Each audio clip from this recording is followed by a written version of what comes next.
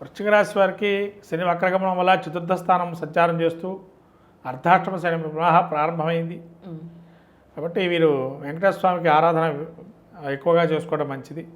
ఎందుకంటే మళ్ళీ ఎంతగా వీళ్ళు ఇప్పటివరకు రాణించారో కొంత ఇబ్బంది కలుగుతుంది. 4 నెలలు అర్ధాష్టమ కంటక శని అంటారు. కాబట్టి వాహనం నడిపేటప్పుడు కానీ ఇంట్లో ఉండే బంధువులు కావచ్చు, ఇంట్లో ఉండే వారితో కానీ సఖ్యతగా ఉండడం మంచిది. వ్యతిరేకత భావనలు ఎక్కువగా ప్రజ్వలే అవకాశం ఉంటుంది. అలానే వక్రగమనంతో దశమ స్థానం ఒత్తిడి, పని ఒత్తిడి ఎక్కువ కావటం, అంటే చేసే వృత్తిలో వ్యాపారంలో కావచ్చు ఒత్తిడి ఎక్కువైపోతుంది.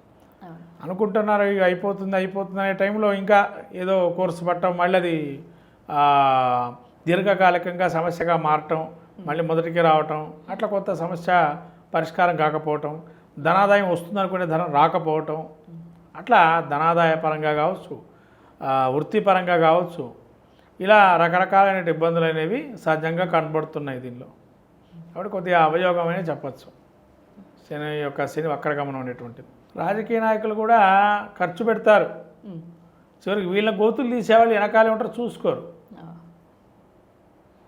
ఖర్చు అయితే పెట్టేస్తారు, 1000కి 1200 ఎంతో ఎక్స్ట్రా పెట్టేస్తారు, కానీ ఖర్చు ఈ వెనకాలే ఉంటారు. ఏముంది ఇక్కడ చేసినా ఒకటేలే అని వాళ్ళే మిమ్మల్ని ముంచేవాళ్ళు. కాబట్టి జాగ్రత్తగా మీ పక్కన ఉంటేనే మిమ్మల్ని ముంచుతూ ఉంటారు. కాబట్టి జాగ్రత్తగా చూసుకోవడం మంచిది. అంటే ప్రతిరోజు కాలభైరవాష్టకం చదువుకోవటం, ప్రతిరోజు శనికి తైలాభిషేకం చేసుకోవటం.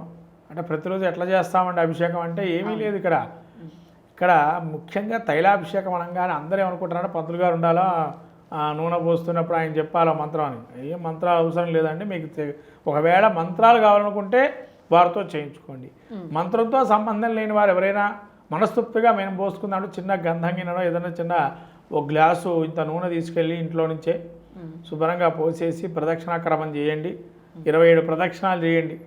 ఏదో 9, 11 కాకుండా 27 ప్రదక్షిణాలు చేసేసి స్వామికి మనసులో కోరిక చెప్పుకోండి. లేదా మీకు ఏ మంత్రం రాకపోయినా శనేశ్వరాయ నమః, శనయ్య నమః అని జపం చేస్తూ కూడా అట్లా కూడా మీరు చేసుకోవచ్చు. అందుకంటున్నా అంటే వీళ్ళు పూర్తిగా శని వక్రగమనంలో ఉండకపోయినా బాగలేదు, శని వక్రగమనంలో ఉన్నా కూడా బాగలేదు. అంటే 2 విధాలుగా బాగలేదు. కాబట్టి వీళ్ళు ప్రతినిత్యం చేసుకోవడం మంచిది. శివారాధన, విష్ణు ఆరాధన మర్చిపోకుండా చేస్తే మరీ మంచిది.